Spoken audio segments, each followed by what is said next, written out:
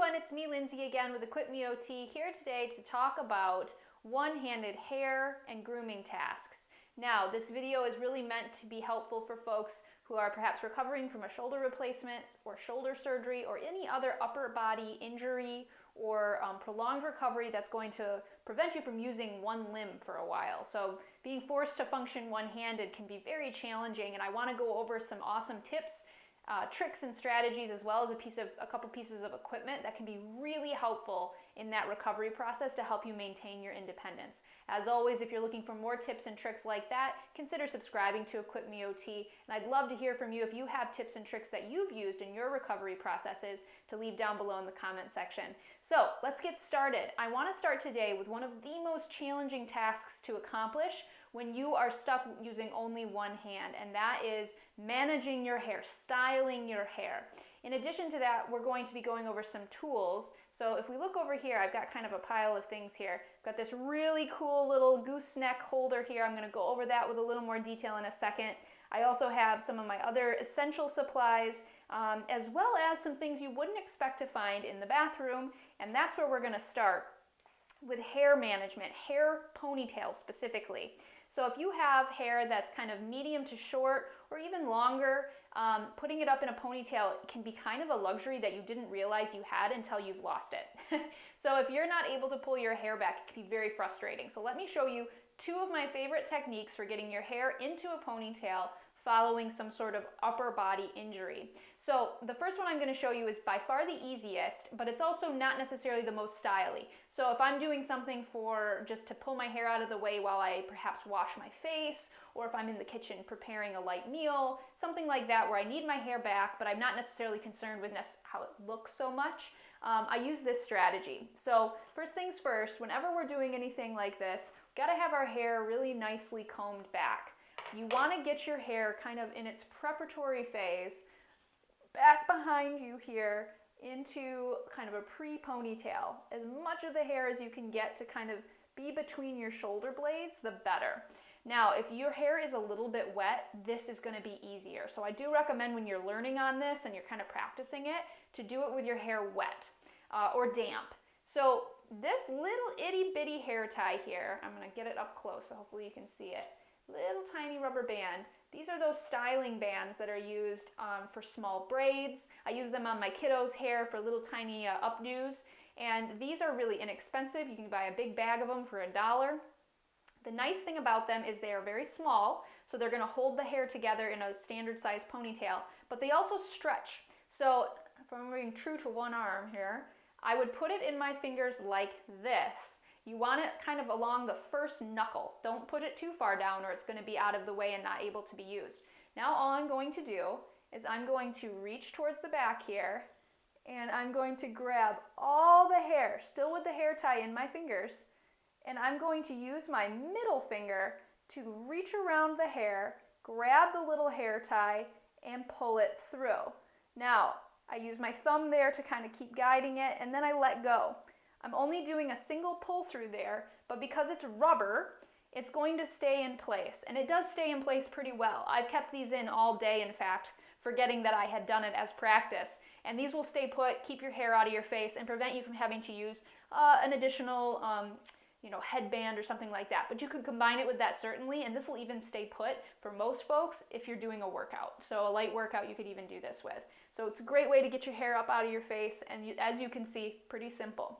So the second technique I want to show you is a little bit more challenging, takes a little more practice, and it's going to use something that you may not consider finding in the hair department. These are elastic shoelaces. So they come in these bags, and you want to make sure you find the ones that come with the little toggle that looks like this. It's a little, you can see it's a little toggle piece.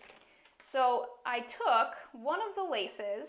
So it comes with two, obviously. This one's been undoctored. This one I modified to make a bit of a loop. So I've got two loops here, actually. Let me go ahead and pull it out so it's easier to see. The toggle, you're going to pull both ends of the lace through the toggle, and you're going to tie off one end with a knot. So that end stays put. Then we're going to take this open end, and before tying it out, we're going to tie a small loop in the end. I'll show you why. So what we're going to do, same thing we did before, comb the hair back. Again, this is going to be easier when your hair is damp, but it can work when it's dry as well. It's just a little bit less tight to the head. So we're going to comb it back. We're going to come over to a little hook I have in my bathroom, and this is actually a hook used for hanging towels, but it works well with even a little command hook that you could add in place. The key is the hook needs to be slightly above your head height. So we're going to take, in this big loop that I've created here, we're going to put that around like a necklace. And then we're going to make sure all the hair is pulled out. And then if you follow me over here, we're going to go up around this. And that's why it's important it's just slightly above head height, so that it keeps the pressure pulling up on the hair. And this will allow you to do a slightly higher ponytail. So then we're going to squeeze the toggle and we're going to step back slowly and controlled. Trying to do this too fast can result in a snap, which isn't fun. So keep going slow, slow, slow. Keep equal pressure on it as you pull back until you've created a ponytail, just like that. Now you take this piece off and simply wrap the remaining all the way around it several times and loop it through, and that's it. This one's a pretty loose one that I did. I would recommend, again, I get a better result when my hair is damp because my hair is very smooth and very fine. If you have a thicker, curlier hair, this may work great when it's dry, wet, whatever, but because there's no texture to my hair, it works much better when it's wet. So again, you would just then take it and loop it around several times to get it out of the way. And looping it around here is kind of important because I think it adds a lot of extra tension to it so that it's not sliding off as the day wears on. So this is a good option for somebody, perhaps if they're preparing to go to an outpatient therapy visit or something like that where they really need their hair up out of the way, and like that. So really easy, obviously inexpensive. The shoelace kit was under $5. And just like that, we've got our hair up out of the way, again, one-handed. Okay, so we're gonna go ahead and show you some other strategies and some equipment that you can use for your hairstyling techniques as well. Okay, so we've gone about pulling our hair up. Let's talk a little bit about styling. Now there's a few options with this, and the one I wanted to show first is one that I really like because of its versatility. This is a Gooseneck clamp-on hairdryer holder. It's actually sold for dog groomers to be able to clamp to the side of their table so that they have both hands free to wash and groom a dog. It works really well. It's very sturdy. It's also very low cost. This one's only $20, and it has a couple of uses, so I'll show you those.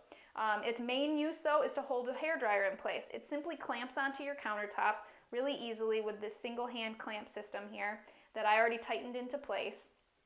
And then all you have to do is this headpiece is fully adjustable as far as it's going to have 360 degrees of movement, and then you have this jaw that actually opens nice and wide, and you can place your hairdryer into it. Now, I will say it's nice to have two hands when you first install this. Nice to have two hands if you're first installing this, but you could potentially do it one-handed with a little bit of care. Okay, so depending on whether you're going to accomplish your hairstyling from a standing position or from a seated position, this gooseneck will hold and position the hairdryer wherever you want it. So that's a ton of flexibility. So if I was going to do it standing here, I could. The blow dryer is going to be able to hit my hair. I can blow dry it from there. So that's a really nice option, and it can be really helpful for folks not just recovering from surgery, but if you have chronic pain issues and holding a hairdryer in position while you blow dry your hair can be really uncomfortable. I've used these with that type of clientele, fibromyalgia, arthritis, those types of issues. Oftentimes find this stuff really, really helpful when they're in a high pain situation. So a nice option there. This also can be used to hold other things, and I wanted to show that because it's kind of an alternative use for it. All right. Because this little jaw is so positionable, so let me show you, it just kind of rotates like that, and now it acts as like a second hand for me in the bathroom. One of the challenges I faced when I was trying out all of my one-handed strategies while completing my grooming tasks was applying makeup. So many little tiny containers that were difficult for me to manage one-handed. The hardest one I found was my mascara. So I used this little strategy here where I use my hairdryer holder, whoop, and I'm doing this one-handed so that I can be accurate with it, but you can see you got to be a little careful with it. But this thing actually has a great deal of pinch strength, And once it's tightened on, just like so, now one-handed, I can easily open and manage my own mascara application. So that's really cool. So if you have small little containers like this, whether it's small lotion applicators or things like that, you can absolutely use this to add an extra hand. You can also use it to hold your toothpaste if your toothpaste is the twist-off type. Though, if you're thinking ahead and you know that you're going to be struggling one-handed for a period of time, getting the flip top is much easier because then you just have to flip it with your thumb and it opens right up. But this is a great option. So the Gooseneck holder, I'm going to put a link down below to where you can find it. This thing is awesome. Let's talk about a few other tasks that you would be completing in the bathroom that might come up. So if you're a guy and you need to do your shaving, let's talk about opening these containers. They can be a real bear. So a lot of times what I recommend is leaving the tops off your shaving cream container so you're not struggling with them. But the nice thing being that they are a press top so that you can just spray it into your hand one-handed for manual shaving. But having an electric razor like this, a good quality electric razor, can be a lifesaver if you're going to be recovering from a surgery, because these things are so much easier to manage. They're easier to clean, they're easier to do a quick shave on the daily, just a lot less energy expended. So I would recommend considering switching to an electric razor. And on top of that, I would recommend if you're going to be dealing with non-dominant hand use for a period of time, so if you're a right-handed person and you've got your right arm in a sling or in a cast, you really might want to consider an electric razor for safety reasons, because shaving with your non-dominant side with a straight razor can be dangerous. So consider getting yourself a good electric razor. I also recommend an electric toothbrush, especially if you're considering or if you're going to be recovering non-dominant. So if you've got your left hand and that's all you've got available, if you've ever tried brushing your teeth with your non-dominant hand, it's really, really hard to be thorough. So having an electric toothbrush can really cut down on stress.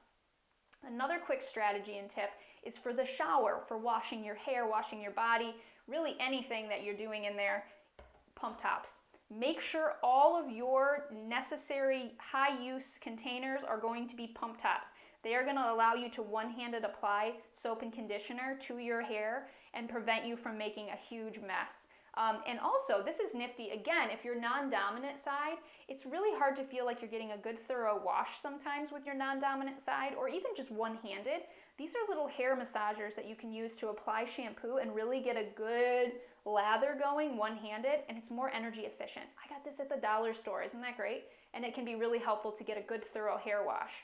So there you have it, a whole bunch of strategies and tips and tricks, all of them cheap and easy to use, that will help you recover from your shoulder replacement or any other host of shoulder or arm injuries that you might sustain. So if you have any questions or comments, leave them down below. If you got some value out of this video, consider giving me a thumbs up. And as always, if you need more tips, tricks, and ideas for how to stay safe and independent in your home, consider subscribing to Equip Me OT. Thank you.